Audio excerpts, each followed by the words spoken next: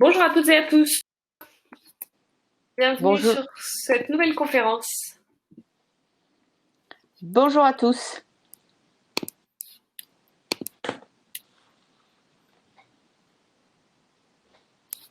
France, je te propose qu'on laisse une petite minute le temps que tout le monde arrive tranquillement et puis on Mhm. débutera ensuite.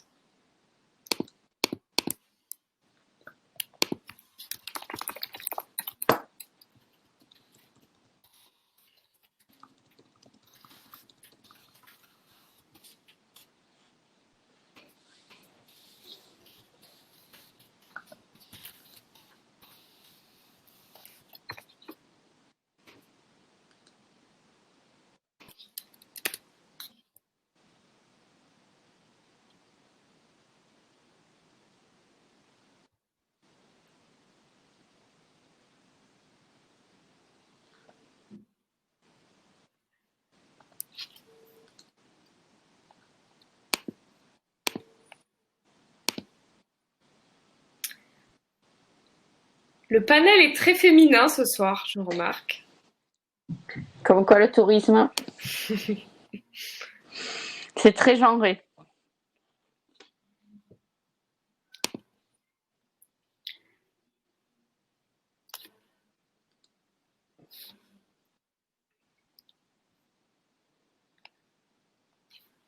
Bonsoir à toutes, du coup, hein. Je veux offenser personne, et puis à tous, à ceux qui regarderont le replay, et puis à ceux qui nous rejoindront en cours de route. Franck, je te propose que j'introduise la conférence, que je te Mhm. présente aussi, puisque tu seras notre intervenante ce soir, et puis qu'on démarre sans plus attendre. Donc, bienvenue sur cette conférence qui va aborder le sujet du tourisme, un sujet ô combien important et ô combien d'actualité puisque la saison estivale va s'ouvrir dans les prochains jours. Et puis on espère qu'elle permettra de relancer les territoires et l'économie de nos territoires. En tout cas, c'est tout le sujet qu'on va aborder aujourd'hui. Donc, on le sait, avec plus de 89 millions de touristes accueillis en 2018, la France est la première destination touristique mondiale. Ça représente près de 7% du PIB, ça emploie environ 2 millions de personnes. Et avec la crise sanitaire, donc la fermeture de nombreux cafés, restaurants, l'annulation d'événements, des manifestations estivales qu'on connaît, telles que les festivals, les manifestations sportives, etc. Le secteur du tourisme est confronté à un choc qui est particulièrement fort. France y reviendra largement dessus. Et l'Observatoire de l'économie et du tourisme table sur une perte d'activité entre 25 et 40% pour l'année 2020, ce qui représente un record. Donc face à cette situation qui est inédite, le gouvernement a annoncé le 14 mai dernier un plan de soutien et d'investissement massif pour le secteur du tourisme. On y reviendra également, mais entre autres fonds de solidarité, maintien d'activité partielle, prêts garantis par l'État, les reports des échéances de crédit, l'annulation de loyers et de charges. C'est autant de mesures qui permettent à l'activité de se relancer et de prévoir la saison estivale qui arrive. Et en complément, plus de 3 milliards d'euros d'investissement de la Banque des Territoires et de BPI France vont accompagner la reprise, voire la transformation de ce secteur. Donc, comment les collectivités vont-elles s'organiser pour assurer la saison touristique et l'arrière-saison? Comment est-ce qu'elles peuvent saisir cette opportunité pour repenser le tourisme et en inventer pourquoi pas de nouvelles formes?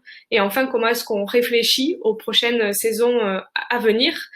Donc, pour répondre à toutes ces questions et à ce sujet passionnant et qui nous concerne tous, qu'on soit élus ou non élus, puisqu'on va être aussi des acteurs de ce tourisme, France, Gerbal Médal, qui est avec nous et qui est formatrice chez Tous Politique. Tu es aussi consultante en tourisme depuis 2009.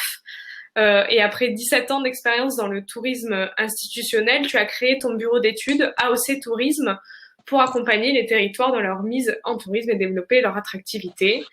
Tu es également docteur en géographie, spécialiste de l'œnotourisme et la région d'où tu viens est particulièrement dense en vignoble. Et tu es également chercheur associé au LISST Dynamique Rurale de l'Université Toulouse Jean Jaurès. Tu as été élue conseillère municipale déléguée à la coopération décentralisée et à la culture occitane dans la ville d'Albi et puis conseillère communautaire de 2014 à 2020.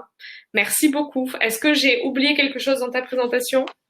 Rien du tout, c'est parfait. Eh ben, c'est parfait.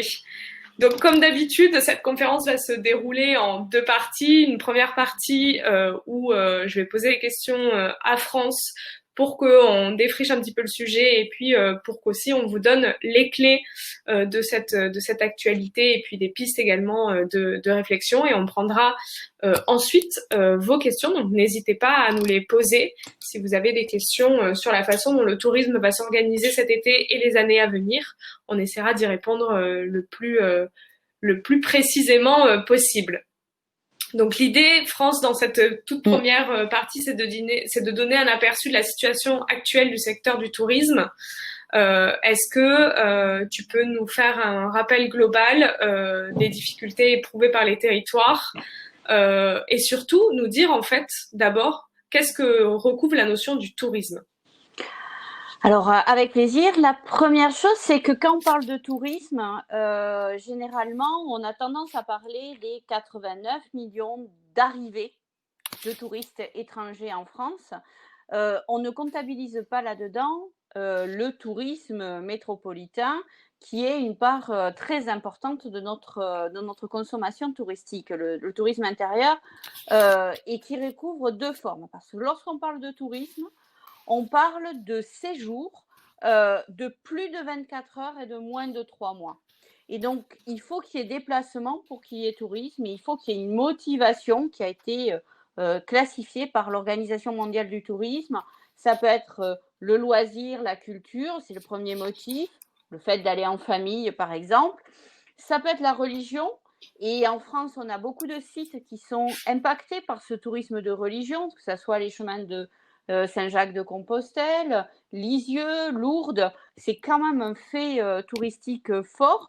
C'est la santé, et pour les collectivités, c'est un point lourd et qui grève souvent les finances lorsqu'on est sur ces territoires-là. C'est par exemple les cures thermales et tout ce qu'il y aura autour de l'aménagement du territoire autour de ces cures thermales. Le quatrième motif, c'est les affaires. Et puis après, on a une catégorie autre. L'Organisation mondiale du tourisme aime bien avoir des catégories un peu fourre-tout. Donc, c'est quand on a plus de 24 heures qu'on parle de touristes.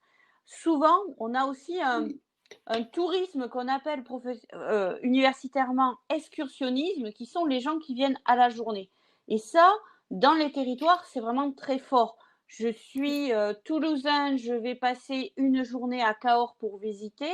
Je ne suis pas vraiment un touriste, il n'empêche que je consomme du fait touristique et c'est important. Et il y a une notion à bien garder en tête pour le tourisme, c'est que c'est à la fois un fait économique, mais c'est aussi un fait culturel et social qui est un marqueur de notre société. Voilà. Merci Est-ce que ça beaucoup. répond à ta question? C'est parfait, c'est très concis et puis je pense que ça donne un bon aperçu surtout de ce que c'est et puis de ce que le tourisme n'est pas non plus. Alors du coup, comment est-ce que les communes peuvent agir? Donc pour répondre à cette question, je vais en poser d'abord une première. La loi NOTRe a transféré la compétence promotion du tourisme des communes vers les EPCI et ce transfert est devenu obligatoire à partir du 1er janvier 2017. Est-ce que tu peux revenir un petit peu sur le partage de compétences tourisme entre les différents acteurs territoriaux, qui agit sur quoi et qui a compétence sur quoi, et est-ce que ce transfert concerne l'ensemble des communes aujourd'hui? Alors, vraiment, dans le cadre de la loi NOTRe, ça a été un long débat et ça a été l'occasion d'une navette entre le Sénat et l'Assemblée, mais aussi à travers les différents acteurs des territoires pour savoir qui allait garder le tourisme. Il a été finalement décidé que c'était une compétence partagée parce que le touriste ne peut pas être appréhendé sur la seule dimension communale ou départementale. Parce que quand vous allez en vacances, vous ne regardez pas uniquement la commune dans laquelle vous allez aller. Vous allez itinérer et vous allez aller plus loin que le département. C'est-à-dire que si je viens passer une semaine dans la Manche, je vais peut-être pas me contenter de visiter que la Manche de fond en comble. Je vais peut-être en profiter pour me dire, bah, comme je suis venue de loin, je vais passer 1 ou 2 journées en Île-de-France et puis je suis finalement pas si loin de la Picardie, donc je vais aller passer 1 ou 2 journées en Picardie. Donc le touriste étant hors des frontières administratives, il a été décidé que c'était une compétence partagée, à savoir que la région, le département et l'intercommunalité portent la dimension touristique. Toutefois, la règle, c'est que c'est l'intercommunalité qui a la compétence touristique, mais il y a une exception, il y a des exceptions lorsqu'il y a une marque forte ou lorsqu'on est station de tourisme, la commune garde la compétence tourisme. Et ça semble assez évident. La commune de Chamonix, c'est pas l'intercommunalité qui porte le développement, mais c'est la marque Chamonix qui porte le développement. Donc ça, c'est important et ça veut dire que théoriquement, toutes les intercos ont la compétence tourisme. Mais il y a quand même des marges de manœuvre pour les élus locaux parce que là, on a parlé de la promotion touristique et il y a tout le volet aménagement du territoire qui est à côté. Alors justement, comment est-ce que du coup les élus communaux peuvent disposer d'une marge de manœuvre pour agir sur le tourisme et mener des actions sur leur territoire en matière de tourisme et notamment en matière d'aménagement du territoire? Alors, la première chose, c'est que le tourisme, ça n'est pas, il ne faut pas le concevoir comme étant une seule charge pour un territoire. Le touriste n'est pas un envahisseur et il faut essayer de faire attention aux mots.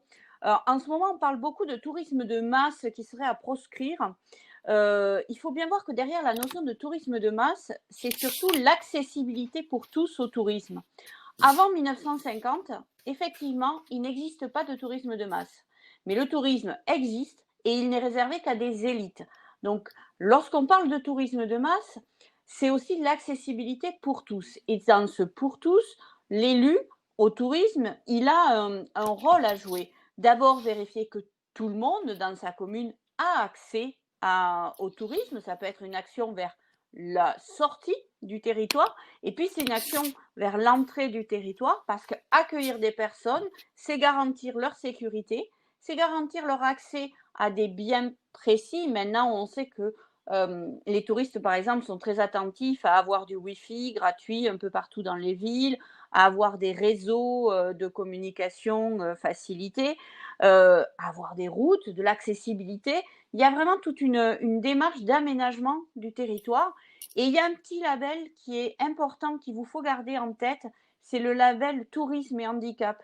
Ça, c'est une compétence qui peut être très importante parce que c'est parfois pour les villes l'occasion de rentrer dans l'inclusion par le tourisme. C'est-à-dire, je vais rendre accessibles mes lieux touristiques, ça sera mon premier point pour rendre ensuite ma ville plus inclusive. Donc, c'est de l'aménagement du territoire. Super, merci beaucoup. Si l'on passe du coup hors de ces propos un petit peu introductifs et qu'on rentre dans le vif du sujet, et notamment quant à la situation actuelle, et fournir du coup quelques éléments pratiques pour préparer sereinement la saison qui arrive et donner quelques conseils aux élus qui sont avec nous ce soir. On le sait, le secteur touristique a subi, je le disais en introduction, a subi de plein fouet la crise sanitaire et les acteurs forcément qui font partie de cette filière. Peux-tu nous donner du coup un exemple de territoire dont le tourisme occupe une place prédominante et les impacts concrets et nous donner quelques exemples d'impacts concrets qui ont été vus sur ce territoire-là? Alors, quasiment tous les territoires ont été fortement impactés par la baisse du tourisme, à l'exception peut-être des villes où ça s'est moins ressenti parce que la densité de population fait que ça a été plus diffus. Mais si on prend le littoral, par exemple, il a été terriblement impacté. D'abord parce que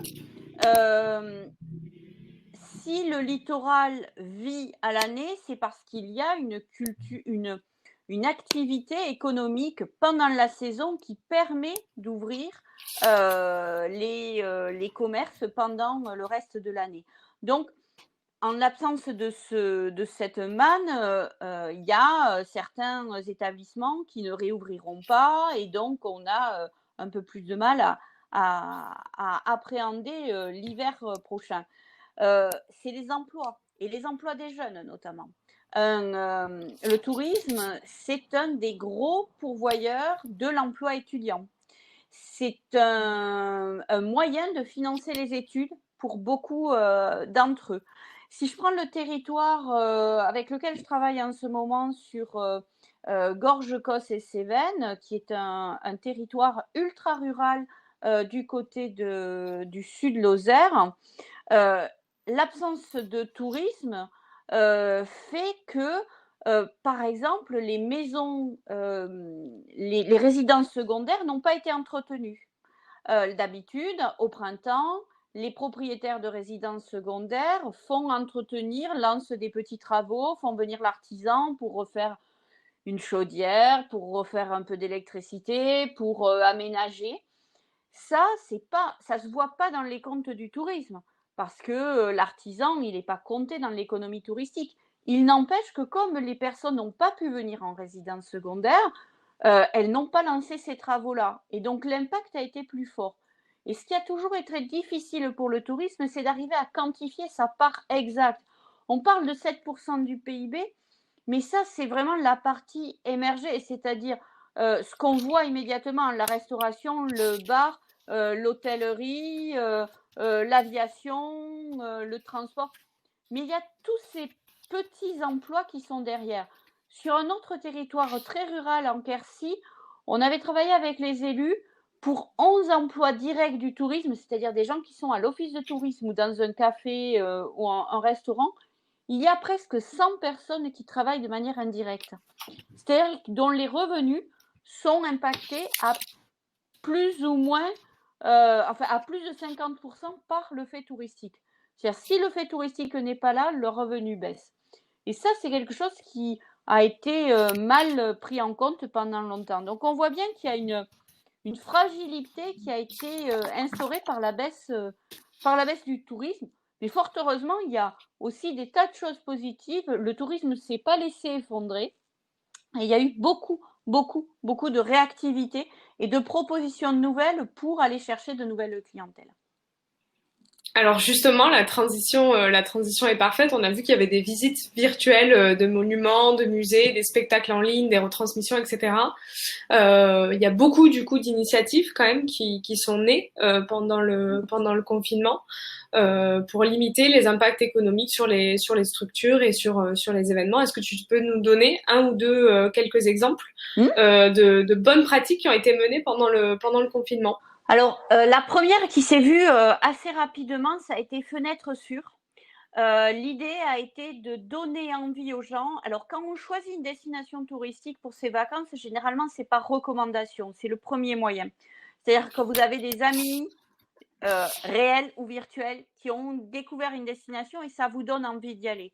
Et donc, spontanément, les offices de tourisme, mais aussi des acteurs économiques ou de simples anonymes, ont fait une démarche qui s'appelait Fenêtre Sûre et l'idée, c'était de photographier sa ville pour donner envie de venir.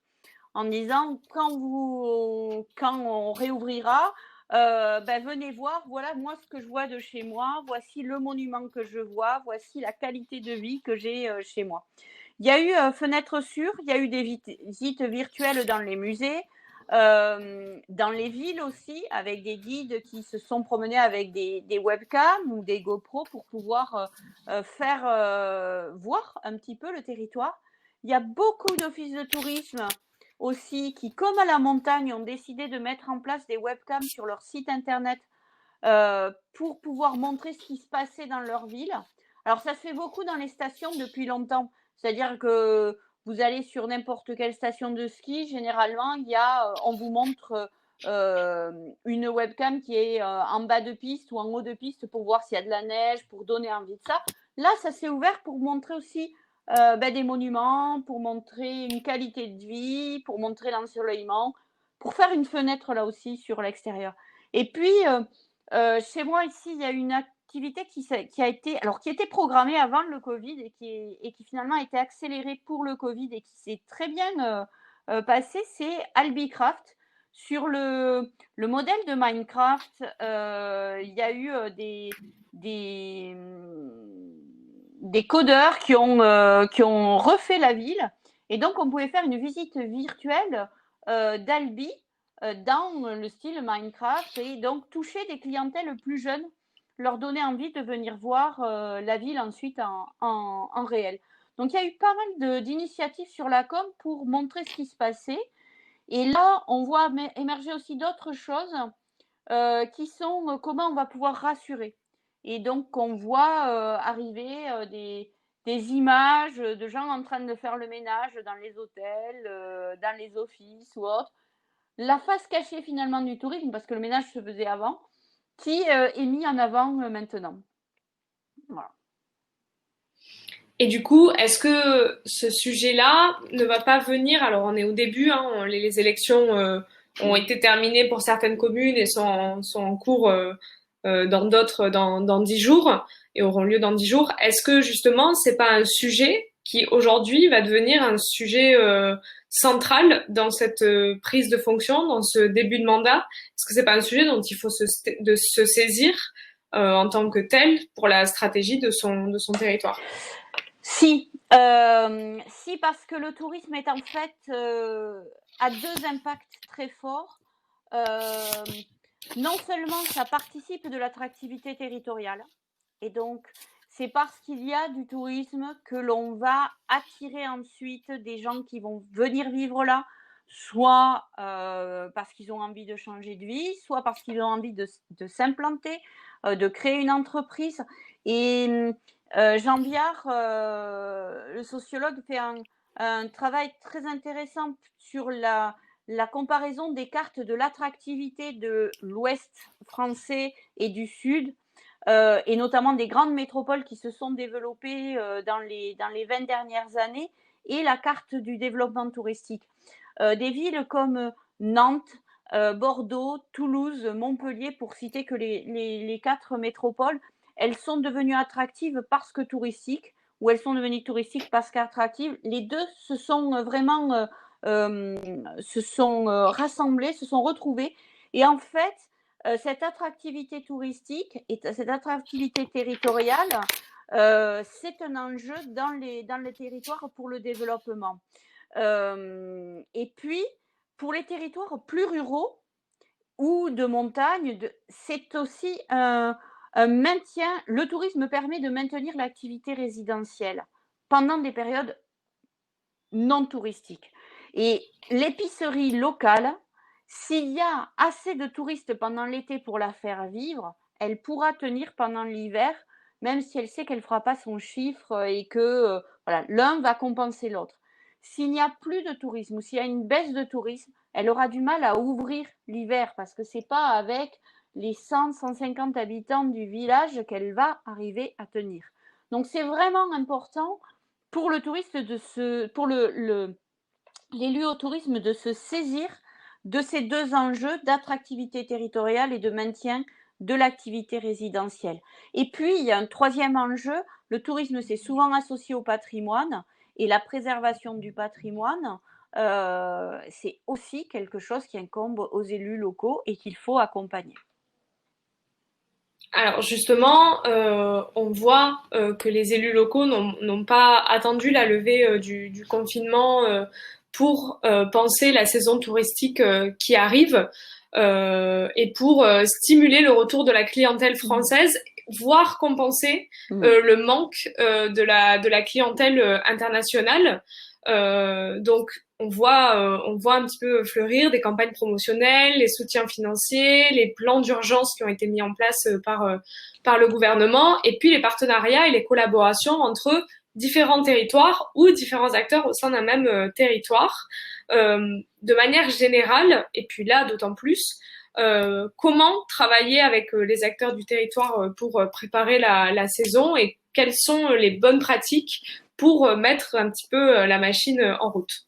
La première chose, ça va être de communiquer. Et de communiquer d'abord avec ces socioprofessionnels pour les rassurer, pour les accompagner, pour lever les freins à l'ouverture, pour les rassurer sur les personnes cas, parce que le tourisme ne se vit que dans l'ouverture et dans l'accueil large des personnes. Et moi, je constate sur le terrain que beaucoup de prestataires sont méfiants envers les clientèles. Certains me disent, moi, des clientèles venant de régions qui sont restées longtemps en rouge ou en orange, ça me fait peur. J'ai pas envie de les accueillir chez moi. Et cela, il va falloir aller les rassurer parce qu'on ne peut travailler que dans l'ouverture. Le tourisme, c'est le fait d'aller découvrir d'autres personnes et d'aller échanger avec d'autres personnes. Donc, il va falloir communiquer avec ces sociopros du tourisme. Il va falloir communiquer avec les autres sociopros, ceux qui ne se sentent pas impactés par le tourisme et qui ne maîtrisent pas souvent la façon dont ils donnent une image positive ou négative du tourisme. J'ai été directrice d'un office de tourisme et il se trouve qu'un très grand auteur américain a écrit un livre sur la ville sur laquelle dont je gérais le tourisme. Malheureusement, les 12 premières pages de ce livre-là passent leur temps à décrire le mauvais accueil chez la boulangère locale. 12 pages, ça fait beaucoup. Sur le mauvais accueil. Elle n'avait pas l'impression d'accueillir des touristes, or elle est un des relais du tourisme. Et si les touristes ne viennent pas, elle vendra quand même nettement moins de baguettes. Donc, il va falloir aussi aller communiquer avec eux et avec les habitants qui sont les premiers ambassadeurs. Et lorsqu'ils vont recevoir leurs amis, leurs familles, c'est à eux de prendre aussi leur bâton de pèlerin et à les amener visiter leur territoire. Les régions et les départements font un très bon travail en ce moment pour attirer les personnes, pour rassurer, pour faire des campagnes de promotion, pour aller chercher de la clientèle de proximité. On ne pourra pas se contenter de ne prendre que les clients qu'on a juste autour. Il faut aussi aller préparer la suite et donc commencer dès cette année à aller chercher tous les Français et pas uniquement ceux qui habitent à 100, 200 ou 300 km de chez vous.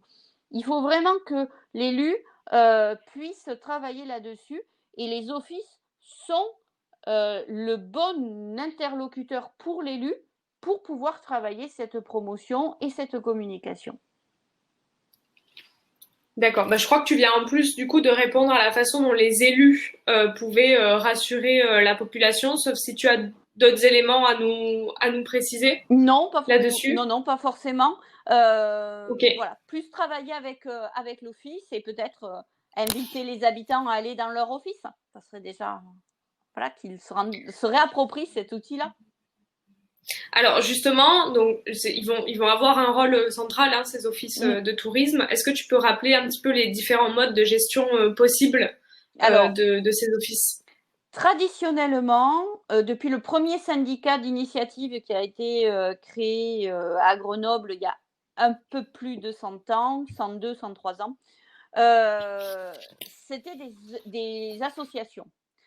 Et la loi NOTRe, en fait, en donnant la compétence tourisme à l'intercommunalité, a permis de déléguer cette compétence à un office de tourisme ou à un autre service de tourisme. Et donc, on voit une mutation parce que comme on leur confie quand même de l'argent public, l'élu, vraiment de manière tout à fait consciente et responsable, a envie de savoir comment l'argent est utilisé. Et lorsque l'association ne joue pas complètement le jeu de la transparence, on voit apparaître une autre forme, qui est une forme plus publique. Et là-dedans, on a plein de formes. Donc, on a soit le privé avec une association, soit le public avec des sociétés, des SPL, des SPA, des EPCI. Ça peut même être un service de la collectivité, mais peu importe, enfin pour le touriste, peu importe si les gens sont de droit privé ou de droit public, la seule chose, c'est le service qu'il a. Donc, pour l'élu, ce qui est important, c'est de veiller à la qualité du service qu'il y a derrière, aux horaires d'ouverture, par exemple, au service par Internet, à l'accueil qu'on appelle l'Internet de séjour. Le fait que quand on se connecte sur le site Internet, on va vous donner l'information à jour et on va vous dire, ben, là, ce soir, vous avez tel restaurant qui est ouvert et qui vous offre tel repas, ou vous avez tel spectacle à voir, ou vous avez telle plage sur laquelle vous pouvez aller. Donc, donner l'information au quotidien. L'accueil n'est plus uniquement physique dans les bureaux. Il faut veiller à ce qu'il soit digital également. Et donc, peu importe la structure, en tout cas, l'élu, il a un regard sur la qualité. Et est-ce que du coup, ça vaut le coup de fixer des objectifs avec son office de tourisme en fonction du mode de gestion, et peu importe finalement le mode de gestion, pour préparer au mieux la saison? Dans tous les cas, alors pendant longtemps, les conventions entre office de tourisme et collectivité étaient assez floues, avec des choses comme l'office de tourisme s'engage à informer le public. Informer le public, si j'ouvre une demi-journée par semaine, c'est peut-être informer le public. Là, vraiment, il faut rentrer pour l'élu dans quelque chose d'un peu plus concret. C'est l'image de votre ville. Souvent, c'est la seule, le week-end, l'office de tourisme, c'est le seul établissement public qui accueille des personnes et qui est donc votre image. Donc, il faut vraiment être plus précis, mettre des indicateurs, pas uniquement des indicateurs de comptage de personnes qui rentrent, parce que à savoir s'il y a 100 personnes ou 1000 personnes qui sont rentrées ne voudra pas dire qu'il y a que 100 ou 1000 personnes qui sont venues dans votre ville. Parce que dans les nouvelles générations, la plupart vont se connecter sur leur téléphone, vont pas rentrer dans l'office. Ils vont aller voir sur le téléphone, et l'information qu'a rentré l'office, c'est de l'information. Donc, il faut une convention qui soit vraiment précise, qui fixe aussi vos attentes et qui fixe aussi à quel moment vous voulez être informé de ce qui se passe et les indicateurs. Ne pas se contenter, comme souvent lorsqu'on délègue, surtout lorsqu'on travaille avec un office de tourisme associatif, ne pas se contenter de l'assemblée générale une fois par an pour mettre son nez dedans et dire bon, ben ok, vous avez bien bossé, je vous fais un chèque pour l'année prochaine. Ça, vous oublieriez que c'est votre image qui est engagée. Parce que si l'office travaille bien, si l'accueil se fait bien, c'est potentiellement un chef d'entreprise qui a bien été accueilli et qui se dit au moment de déplacer son entreprise, et si j'allais vivre à Mimizan pour installer mon entreprise avec mes 12 salariés, d'autant plus que le Covid a montré que les entrepreneurs étaient beaucoup plus prêts à accepter le télétravail, et donc ça permet la plus grande mobilité pour les entreprises. Donc c'est le moment de séduire vos futurs entrepreneurs. Donc ne le laissez pas uniquement géré par des gens avec qui vous n'auriez pas conventionné de manière précise. Donc du coup, c'est très bien hein, parce que ça fait totalement la transition avec la dernière question de cette partie sur justement l'importance d'avoir une stratégie finalement de marketing territorial, de tirer un petit peu son épingle du jeu. La saison va être très française, très franco-française, et on va voir beaucoup d'initiatives pour relancer ce secteur, pour attirer du monde sur son territoire. Et notamment, avec les pays européens qui ont réouvert leurs frontières, il y a aussi un risque, mine de rien, que les Français partent dans ces destinations qui restent proches, mais qui ne sont pas la France.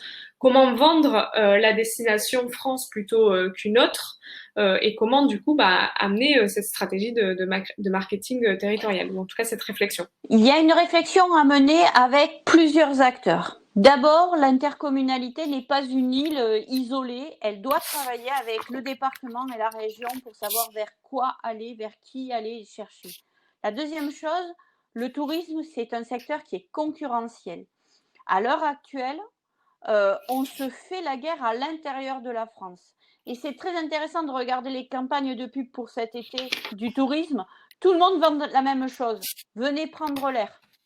Venez chez nous, on est bien, on est tranquille, on prend l'air, que ça soit la Bretagne, la côte atlantique, l'Occitanie ou Rhône-Alpes, tout le monde vous vend la même chose. Ça, c'est un gros défaut parce que cette saison, elle va être très courte, mais il y a deux moments qui vont arriver derrière. D'abord, il va y avoir l'arrière-saison et l'hiver où il y aura des personnes qui vont ressortir, qui vont revenir, qui vont profiter d'avoir décalé leurs vacances parce que toutes les entreprises n'auront pas soldé leurs vacances au 1er juin. Donc, ça veut dire qu'il y a un report de jours de congé qui va se faire pour certaines entreprises. Et la deuxième chose, c'est qu'à partir de 2021, s'il n'y a pas de rebond, bien évidemment, du Covid, il y aura une habitude de circulation qui va reprendre. Autant le tourisme a mis du temps à s'installer dans les milieux populaires, c'est-à-dire qu'entre 1950, où on avait 25 millions de touristes étrangers dans le monde, en 2019, on en avait 1,5 milliard à peu près. Il a fallu du temps, il a fallu presque 80 ans pour s'installer. Autant cette courbe, elle n'a pas monté lentement, elle a monté de manière très exponentielle. Nos enfants ont pris l'habitude de voyager, ils continueront de voyager. Nous avons pris l'habitude de partir, de prendre l'avion. Le désengagement va être très long. Donc, notre première concurrence, elle va être intra-européenne et très vite, on va reprendre une concurrence méditerranéenne ou autre. C'est sûr que les vols très lointains vont mettre plus de temps à redémarrer parce que les coûts, mais c'est conjoncturel aussi, lié au pétrole, à l'effondrement des compagnies et autres. Tout ça va faire que les coûts du lointain vont être encore assez forts et assez chers et vont pas être en concurrence immédiate. Mais à l'intérieur même de l'Europe, on offrira une vraie concurrence. Donc, il faut penser aujourd'hui ce qu'on va mettre en place demain et après-demain. C'est-à-dire comment je veux positionner ma ville, mon territoire, pour attirer des touristes qui viendront aussi de plus loin. Quels sont mes points forts et mes points faibles? Et alors, il y a deux choses qui ne sont pas des points forts, mes jolis paysages et mon joli patrimoine. Parce que mes jolis paysages, la France en est remplie. C'est certainement un des pays où il y a la plus grande diversité paysagère. Donc oui, c'est joli chez moi, mais c'est joli chez mon voisin aussi. Et mon patrimoine, des châteaux, des églises, des musées, ça n'est pas suffisant pour faire venir les gens parce que là aussi, on a une offre qui est très grande. Donc il est temps de réfléchir à qu'est-ce qui vous différencie et qu'est-ce qui fait que si je viens passer des vacances chez vous, je vais vivre une expérience forte qui fait que je serai mieux chez vous qu'ailleurs. Alors justement, quelles sont ces clés? Donc tu viens de donner les deux axes de réflexion, hein, sur la différenciation territoriale et sur l'expérience que les personnes peuvent vivre. Comment est-ce que on peut justement, enfin quels sont les points, si on rentre un peu plus dans le détail que ces deux axes, quels sont les points sur lesquels les élus peuvent se pencher? Alors, ils peuvent déjà réfléchir à quelle image ils veulent donner de leur territoire. Cette image, pour leurs habitants, elle va aussi servir pour les touristes. Parce que les habitants viendront bien, alors on aura une meilleure qualité. Je vois Sylvie qui dit que la qualité de l'accueil va être un facteur décisif. C'est évident, c'est essentiel. Le développement durable, le tourisme durable, il passe par l'accueil, par la rencontre avec les personnes. La première ressource du tourisme, c'est l'habitant. Lorsque l'on va à Bali, c'est pour rencontrer des Balinais qui vivent une tradition balinaise. Et bien, quand on vient en France, c'est pour rencontrer des Français aussi, et on aime à ce qu'ils aient le sourire, qu'ils soient agréables et qu'ils vous parlent avec fierté de leur territoire. Et pour qu'ils parlent avec fierté, il faut qu'ils aient été sensibilisés à l'histoire de leur territoire, à l'histoire qu'ils ont envie de transmettre. C'est ce qu'on appelle le storytelling, mais c'est avant tout du marketing territorial. Merci beaucoup. Alors, pour clôturer un petit peu cette partie, et du coup, on passera aux questions. N'hésitez pas à nous les poser. Le sujet est très vaste et on pourrait bien évidemment, comme tous les autres sujets qu'on a traités, y passer largement plus de temps. Je l'ai mentionné en introduction de cette conférence. Le gouvernement a déployé et va déployer un plan de soutien massif, en tout cas inédit, pour le secteur du tourisme et de l'événementiel. Est-ce que tu peux nous en parler un peu plus en détail? J'ai cité globalement quelques points tout à l'heure. Et quelles sources de financement peuvent être mobilisées du coup? Alors, il y a deux choses. La première chose, le plan de relance au tourisme. Il y a une partie qui concerne vraiment les opérateurs de tourisme, et là, en tant qu'élu, c'est bien d'accompagner ces opérateurs de tourisme.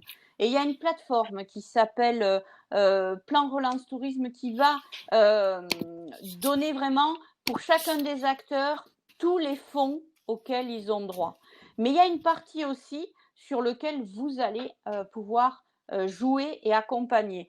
La première chose, il va y avoir, par exemple, l'annulation de l'occupation de l'espace public.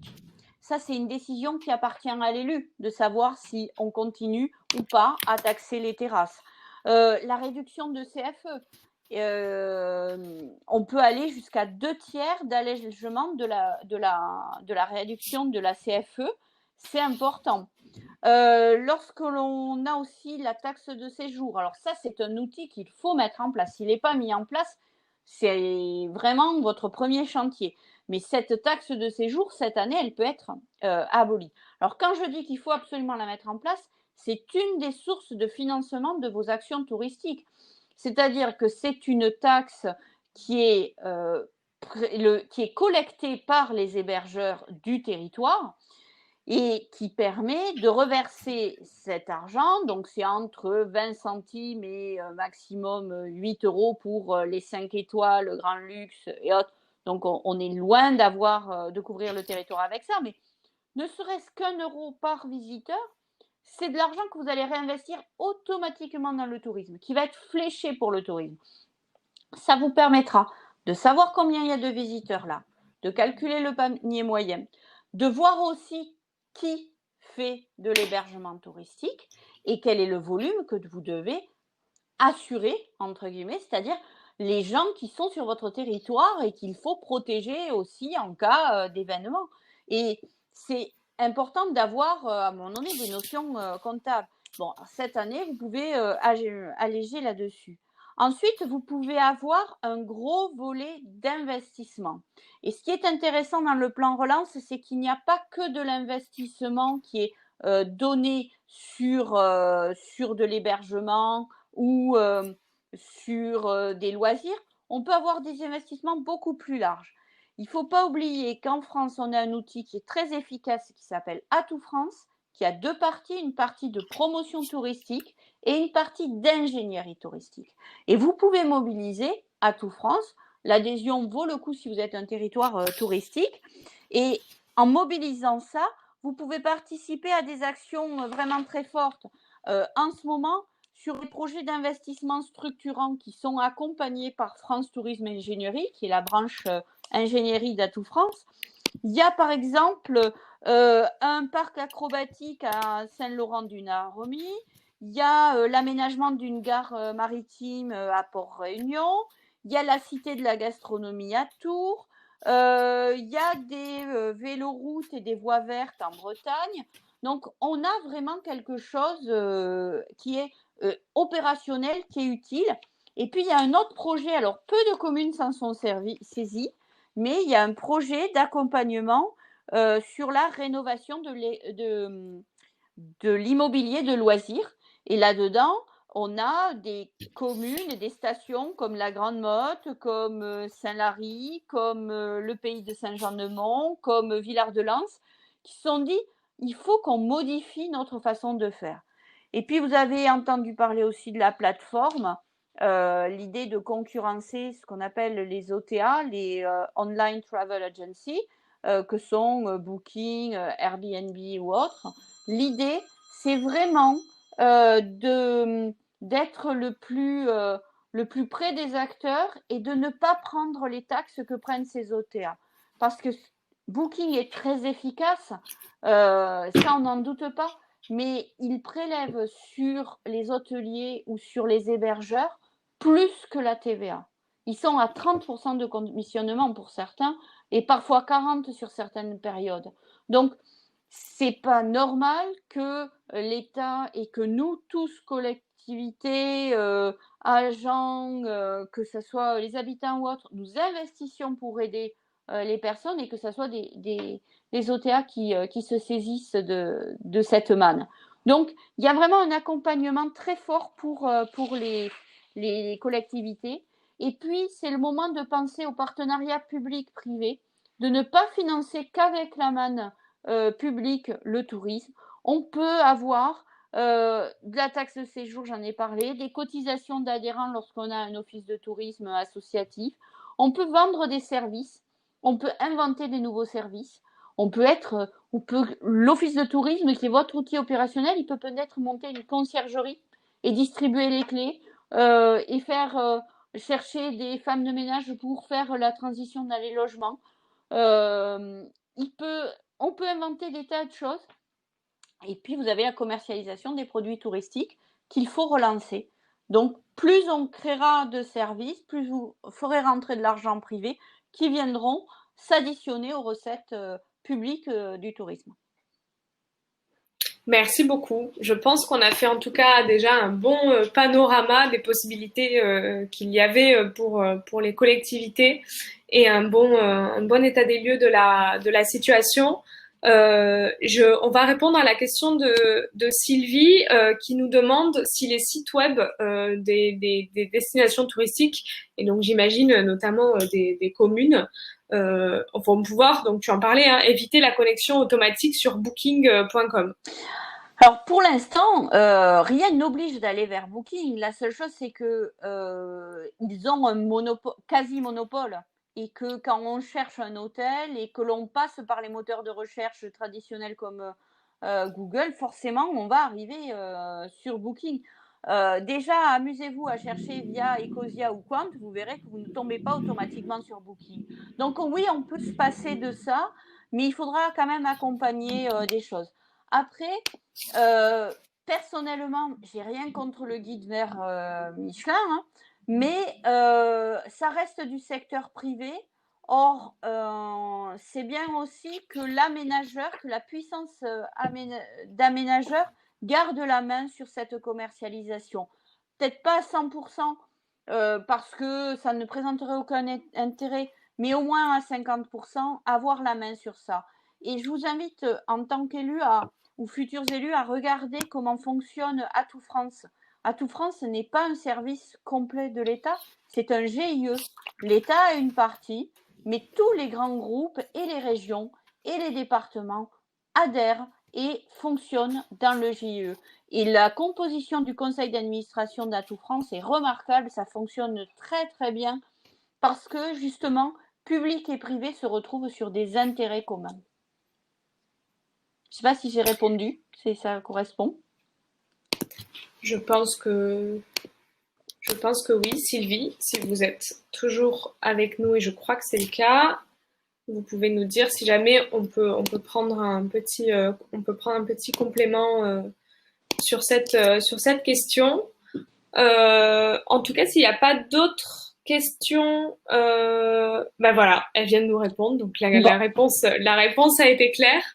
En tout cas, si vous n'avez pas d'autres questions, France, je te propose, et si toi tu n'as pas d'autres éléments à ajouter, si tu penses qu'on a en tout cas bien exposé le sujet sur le tourisme, donc simplement, en conclusion, pour répondre à la question qui est celle du sujet, est-ce que le tourisme peut être un levier de relance des territoires pour toi? C'est fondamentalement oui, c'est un levier d'attractivité, j'ai insisté là-dessus.